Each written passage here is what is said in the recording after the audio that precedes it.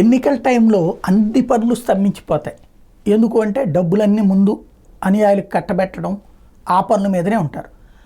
అట్లా కాకుండా విద్యార్థులకు ఇబ్బంది అవుతుంది, రేపు పొద్దున స్కూళ్ళు తెరిచే టైంకి స్కూళ్ళలో పుస్తకాలు ఉండాలి, ఆ పుస్తకాలకు సంబంధించినటువంటి టెండర్లు పిలిచినప్పుడు ఆంధ్రజ్యోతి, ఈనాడు నెగిటివ్ స్టోరీలు రాసుకొచ్చినాయి. ఎట్టా పిలుస్తారు అంటే, ఎన్నికల ముందు ఎట్టా పిలుస్తారని. అంటే ఎన్నికలు అయిపోయాక జూన్ 4న ఎన్నికలు అయిపోతే ఆ తర్వాత స్కూళ్ళు తెరుచుకుని పుస్తకాలు లేకుండా అప్పుడు కాంట్రాక్టర్లను పిలిస్తే ఎన్నాళ్ళ తర్వాత ఆ పుస్తకాలు వస్తాయి? అప్పుడు సెప్టెంబర్లోనో అక్టోబర్లో వస్తాయి. కామన్ సెన్స్ లేనటువంటి జర్నలిజం కాబట్టి, ఆంధ్రాకి ఆ దరిద్రం దాపురించింది కాబట్టి నడుస్తోంది.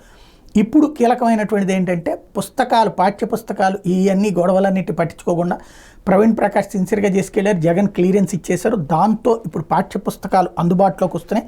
జూన్ 12వ తారీఖున విద్యార్థుల చేతుల్లోకి వెళ్ళబోతున్నాయి. తొలిసారిగా 8, 9, 10 తరగతులకు పుస్తకాలు నేరుగా స్కూళ్ళకి వెళ్ళబోతున్నాయి. ఈ దఫా 1 నుంచి 7వ తరగతి పుస్తకాలు మండలాలకు వెళ్తున్నాయి. ఉమ్మడి జిల్లా ప్రాతిపదికన పాఠ్య పుస్తకాల పంపిణీకి ఏర్పాటు చేశారు.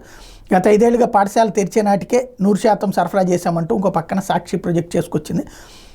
ఇందులో 3600 పాఠశాలలో 30 లక్షల పాఠ్య పుస్తకాలు అవసరమవుతాయి.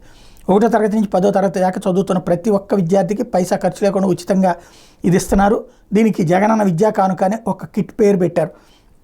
ఇందులో 2024-25 విద్యా సంవత్సరానికి గాను ఉమ్మడి గుంటూరు జిల్లాలోనే 3600 స్కూళ్ళు ఉంటే 4.3 లక్షల మంది విద్యార్థులకు అవసరం 30 లక్షల పాఠ్య పుస్తకాలు ఇండియన్కి పంపిస్తే అన్నీ కూడా వచ్చేస్తున్నాయి, తీసుకోమని చెప్పి వాళ్ళకి సమాచారం అందినటువంటి నేపథ్యంలో ఈ విషయం బయటపడింది. పాఠ్యపుస్తక పంపిణీలో మార్పులు తెచ్చింది ఈ దఫా ప్రభుత్వం. 24-25 విద్యా సంవత్సరం నుంచే కొత్త విధానాన్ని అమలుకు తెస్తుంది. డైరెక్ట్గా ఇప్పుడు స్కూళ్ళకి పంపించేటటువంటి ఏర్పాట్లు చేస్తోంది.